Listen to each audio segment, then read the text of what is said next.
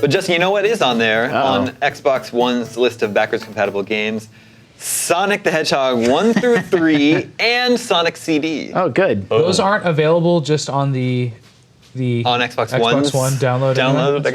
I guess not. Well, Sega's kind of, not really doing much. Yeah, but it is. I mean, you bring up. Sorry, I know you want to talk about Sonic, but you bring up a good point that I spent a bunch of money on arcade. Like I just bought Galaga for like $5 just to play Galaga, and now that game's like trapped on my 360. Yep. I'm like, I don't know. It feels weird. Like it's part of my profile. That happened with Nintendo too. Like all that stuff should just transfer with you. Nintendo solved it by making you pay a small fee to bring it to Wii U. Yeah, which was well. So you got those 4 Sonic games. Yeah, and one of our fans, Michael Bovin, writes in, recently on GameScoop, Justin has mentioned that there are no good Sonic the Hedgehog games. Super true. While I agree the Genesis games may not live up to the levels of excellence set by Super Mario World, to this day, many gamers revisit the Sonic games on Genesis and have great fun.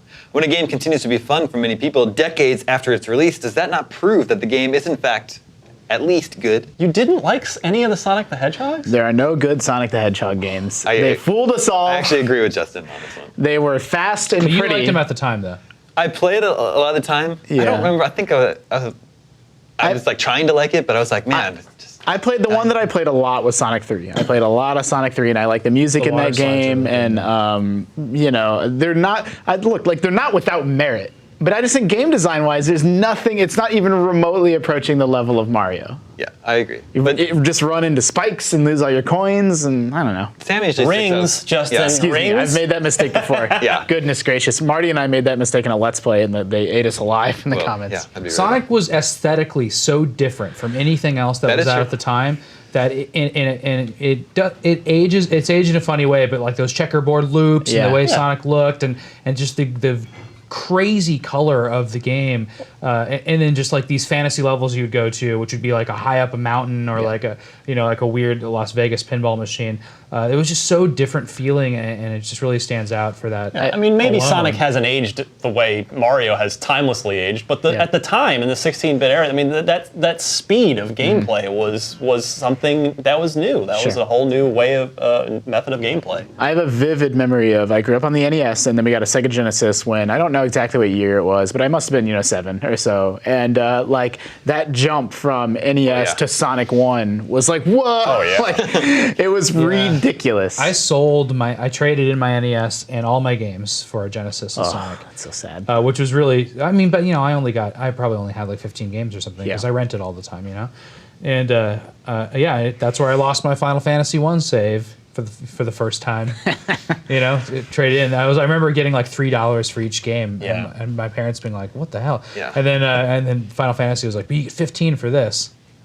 Yeah, I do remember. Not sell it. Whenever I talk about Sonic not being good, the caveat is Sonic CD, which I think is really kind of pretty masterful in a way that the other ones aren't. And I'm so glad that, I had a Sega CD growing up, and I'm always kind of shouting to people like a maniac about Sonic CD. And now it's been ported to other platforms, and other people have got to experience it, which makes me happy. I had a Sega CD, and I had Sonic CD too, but I just don't like Sonic CD. I think it's drab. The soundtrack's so good. Yeah, every level's got 3 versions with the past, present, and future. It's actually got like some puzzle solving, trying to figure out how to get enough speed to go through the other time zone. Like aged out of Sonic by the time CD came out. Although I did like Sonic and Knuckles in concept. I liked how they added Knuckles to previous games and unlocked these levels that were in the unlockable screen for Sonic 3 that never existed. And you play, there's like could listen to their music and level. Stuff. Yeah. Oh man, that was really cool. I also had a Sonic CD, but it was the far less cool the revision of it that sat to the next to instead of the cool the one that sat underneath your Genesis. I had that one too. I had the side one too. And then one other thing about, I don't want to just defend Sonic as a series. I also think it's like unfortunate, but I had a great time at the time, and I think they were okay games. But I remember really liking that Tails was co-op in Sonic 2 on forward, and it was great to play 2 players in Sonic because one person could lift the other person up and carry them around. Really clever.